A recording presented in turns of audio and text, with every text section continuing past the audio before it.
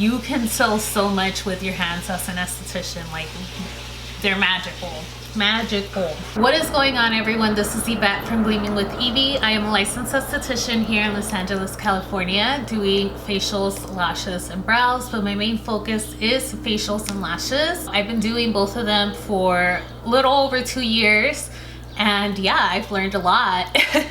Today's video is actually going to be a lash related video. So if you are a beginner lash artist, or you're just starting out and you kind of are still trying to figure things out with lashing, I am here to help you with this video today, specifically if you're struggling with isolation. So let's go ahead and get into this real quick. Personally, I know that I struggled a lot with isolation when I first started.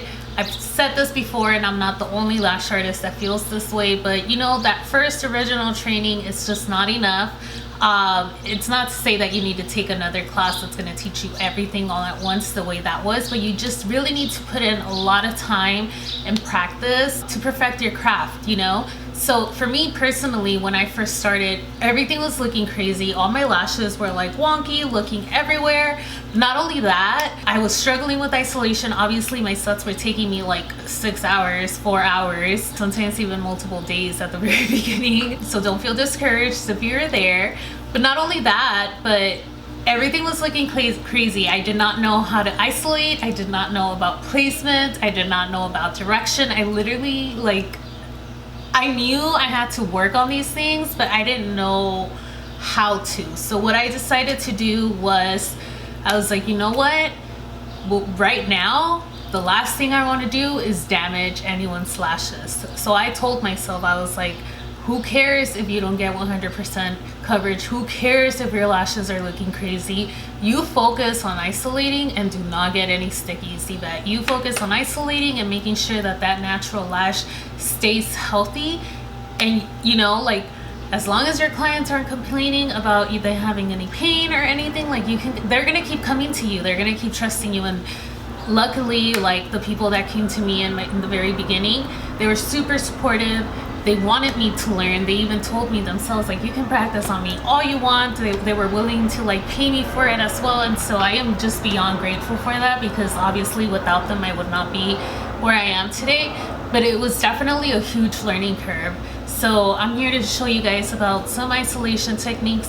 I still do use all of these till this day. Some of them are a little harder than others, even for me, but regardless, they still help. The very first one is going to be to use your utensils, meaning your tweezers. You're always holding 2 tweezers. Make sure to use both of those so you can move lashes around, figure out which ones are good. Use both tweezers. You're gonna want to use both tweezers to move those lashes around. Personally, I like a tweezer that has a little bit of a wide, it opens a little wide so that when I do separate the lashes get very clearly out of the way, and I have enough room to really apply, whether it's a big fan or just a regular classic lash, it doesn't matter. Another thing I since the beginning found myself doing was using my fingers. Sometimes I use my middle finger, sometimes I use my pinkies, sometimes I even hold. Sometimes lashes they really want to overlap, they really want to swing to the left when you wanted to just stay right,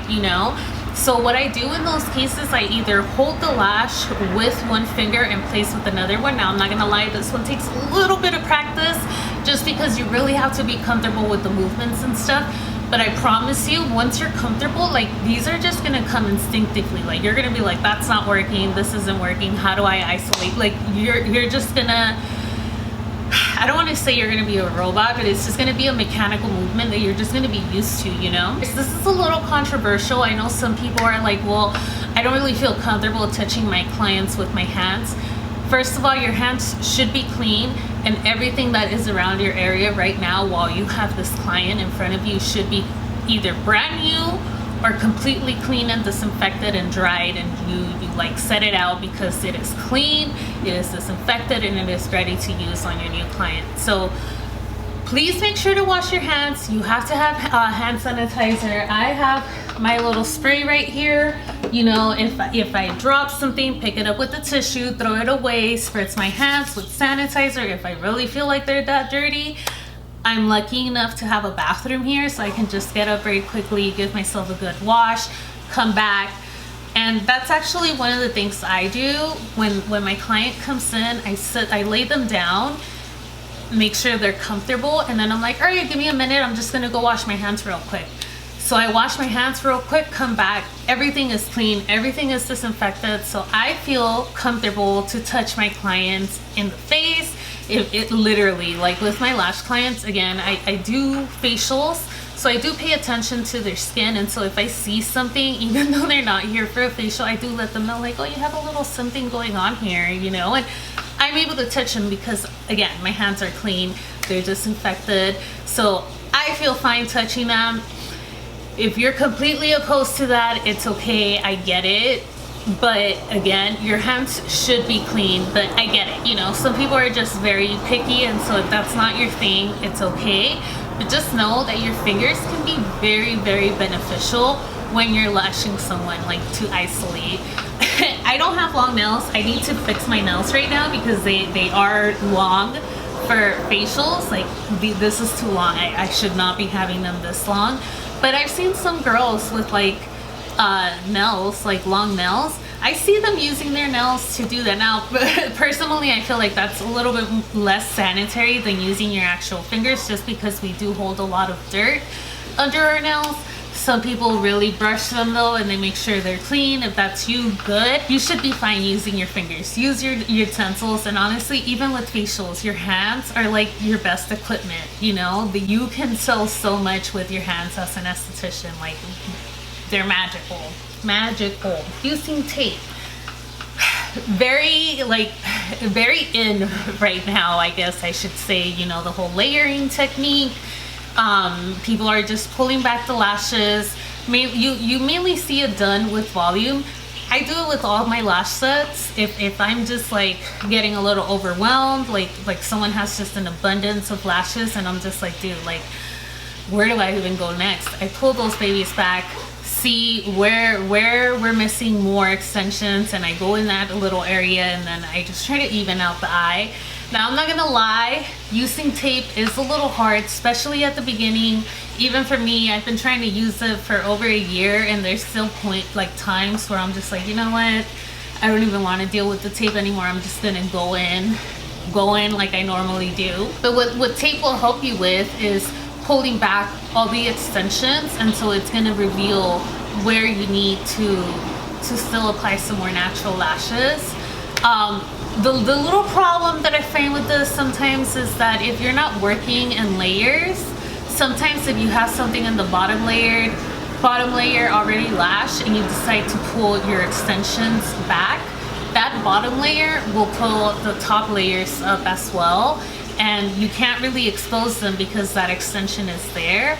So if you're not working in layers right off the bat since the beginning, and you decide to pull those lashes back, go back in and double check your work to make sure that you did get every lash, or else you could be left with gaps. So just make sure that you pay attention to that. You can get your little mirror and just look to see from the bottom like how everything's looking, and make sure like from the top everything looks full. And then right on that little like pulling back method, I actually like using iPads a little more for this. Now, I'm not gonna lie, sometimes when like money's tight, I don't like using the iPads because, you know, iPads are iPads and they do go under the eye.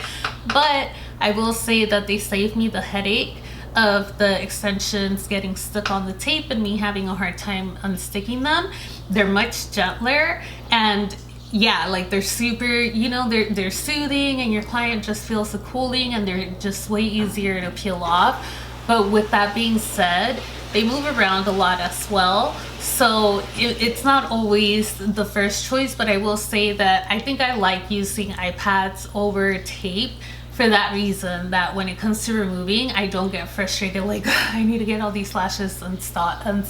One last method that I'm going to be talking about today, personally, I don't really use this method because, I don't know, it just seems a little too hard for me. I guess a lot of my clients have like really full ice of lashes, I think, thankfully, and lucky them. When I try using the spoolie method, I just find that they're not fully like isolated on their own. But what some people do is they brush out the lashes, obviously, and then with the spoolie they pull them back, and it exposes the natural lashes. So you're still using, again, both hands, because you're pulling it back and you're like placing your lash, but you want to make sure that those lashes are actually isolated. And so this is why I don't really use that method. It's just a little harder for me, but just because it doesn't work for me does not mean it won't work for you. Give it a try, see what works for you, and you might actually like the spoolie method and you're gonna be able to lash faster, you know? I do, however, just want to say, have patience with yourself with isolating. I don't think I felt comfortable with isolation until like 3 to 4 months in. And then I started focusing on placement. It's just hard, you know, everything is hard. Trying to get a grasp of lashing is hard. I've said it before in other videos, like this is not a quick thing. You're not, some people are lucky and some people do pick up these type of things a lot faster, but I feel like the majority of us, it takes time, it takes patience, it's a very tedious job. So have patience with yourself, definitely, and don't give up, because once you figure it out, it's not that bad, you know? Like once you're not sitting behind the bed or your chair or whatever for over like 3 hours trying to complete a set, you're gonna feel so much better about yourself. You're gonna feel better about your work. It takes time and practice and patience. So make sure to have that for yourself. But anyway, that's pretty much it for today's video. I hope you found this helpful. Make sure to use your utensils, your fingers, your tweezers, everything and anything that you can just to get those lashes out of the way. Do it. It just helps, you know, it helps to expose those natural lashes. It gives you more confidence knowing that you're not getting stickies or harming natural lashes. And yeah, that's pretty much it. If you like this video, make sure to give it a like, hit subscribe, leave me a comment, let me know that you liked it, and let me know what you want to watch next. I don't know why I'm like, what do I say right now? But that's pretty much it. I'll see you guys in the next one. Bye.